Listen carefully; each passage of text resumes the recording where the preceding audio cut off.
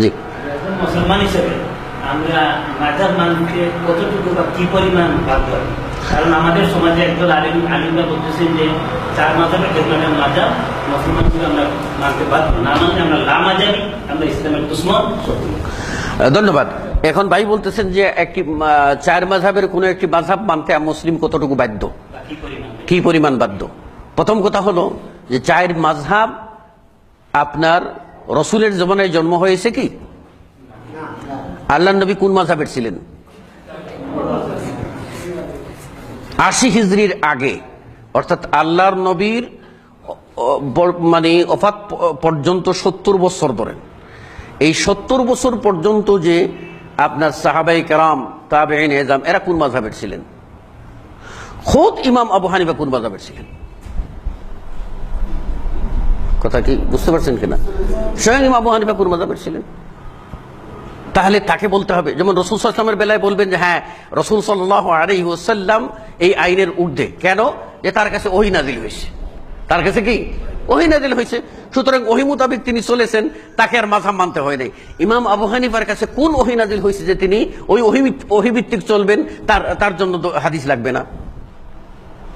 যুক্তি দিয়ে অনেক কথা বলা যায়, কিন্তু আমি বলি যে ভাই, এই যুক্তির পিছনে পড়লে লাভ নাই। 7 নকলে আসল খাস্তা সব হারাইয়ে ফেলবেন। কথা বুঝতে পারেন নাই? তো সেই কারণ এই জন্য বলবো যে মুসলিমরা প্রকৃতপক্ষে কোরআন এবং সুন্নাহ মানতে বাধ্য, এর জন্যই আদিষ্ট, এর জন্যই তাদেরকে আদেশ দেওয়া হয়েছে। এই কোরআন সুন্নাহ মানতে গিয়ে যে ইমাম, যে আলেম, যে ব্যক্তি কোরআন সুন্নাহর কথা বলবেন, রেফারেন্স দিয়ে বলবেন, আমরা তাকেই মানব। আর যিনি কোরআন সুন্নাহর রেফারেন্স দেবেন না, তার কথাকে আমরা তাকে গালাগালি করব না, তার সম্বন্ধে কোনো মন্তব্য করব না। তার বিষয়টা ওই সময় আল্লাহ রাব্বুল আলামিন জানেন। কারণ তিনি যদি সত্যের সন্ধানী হয়ে থাকেন, তাহলে তার ভুল হলেও আল্লাহ তাকে নেকি দেবেন। কেন আমরা ইমামদের সম্বন্ধে মন্তব্য করব? সাবধান, খবরদার, কেউ কোনো ইমাম সম্বন্ধে কোনো মন্তব্য করবেন না। তারা যুগের শ্রেষ্ঠ আলেম ছিলেন, তাদের ইহতিরাম করবেন, সম্মান করবেন, তাদের নাম নিলে অন্তত দোয়া পড়বেন, রাহিমাহুল্লাহ, আল্লাহ তার প্রতি রহমত নাযিল করুন। কথা হলো যে এখন আপনি এসে বললেন যে আপনাদের এই ভারতবর্ষের শ্রেষ্ঠ আলেম, যাকে বলা হয় ভারতের গুরু, গুরু বুঝেন তো, গুরু, ভারত গুরু, তার নাম হলো শাহ ওলিউল্লাহ মুহাদ্দিস দেহলভী। শাহ ওলিউল্লাহ মুহাদ্দিস দেহলভী ভারত গুরু। শাহ ওলিউল্লাহ মুহাদ্দিস দেহলভীর একটা কিতাব আছে, কিতাব নাম হলো হুজ্জাতুল্লাহিল বালিগা।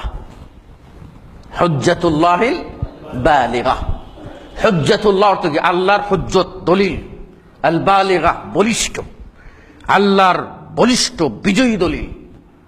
এই হুজ্জাতুল্লাহিল বালিগা কিতাবখানা যেহেতু ভারতের, যাকে গুরু বলা হয় ভারতবর্ষের, সেই ভারত গুরু শাহ ওলিউল্লাহ মুহাদ্দিস দেহলভী শাহ সাহেব, এই শাহ সাহেবের কিতাব আল হুজ্জাতুল্লাহিল বালিগাটা পড়তে অনুরোধ করব।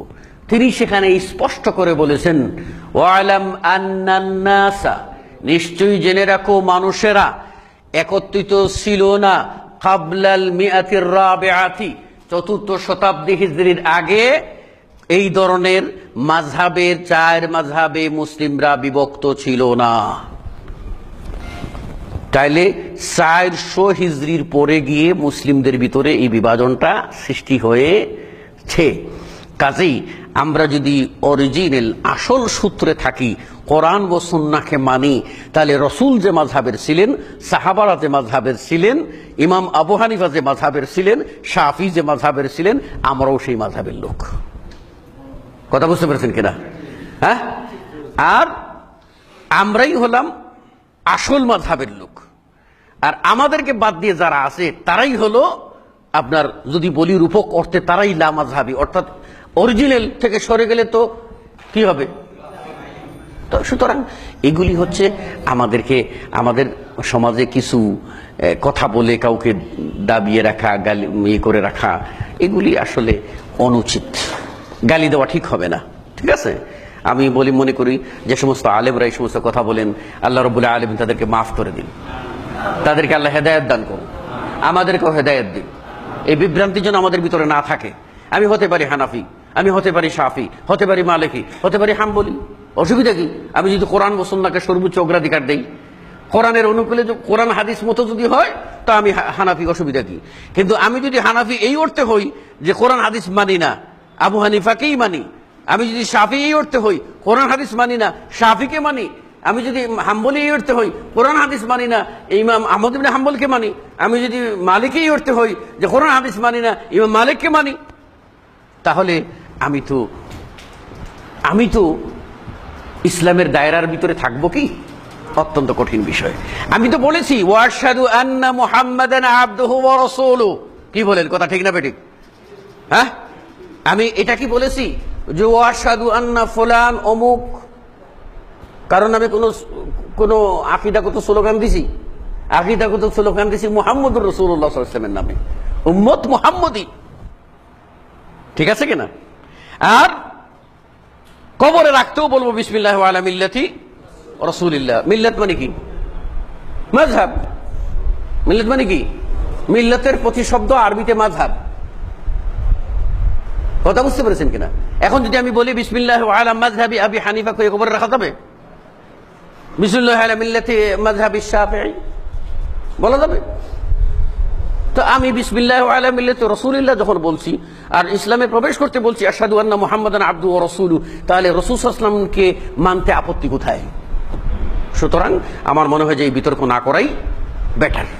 যারা এই বিতর্ক উঠাচ্ছেন তারা আমার মতে সহি পথটাকে আরো প্রশস্ত করে দিচ্ছেন, মানুষের জানার পথটাকে আরো সুগম করে দিচ্ছেন এবং আগ্রহ বাড়িয়ে দিচ্ছেন। কি বলেন আপনারা? কি বলেন?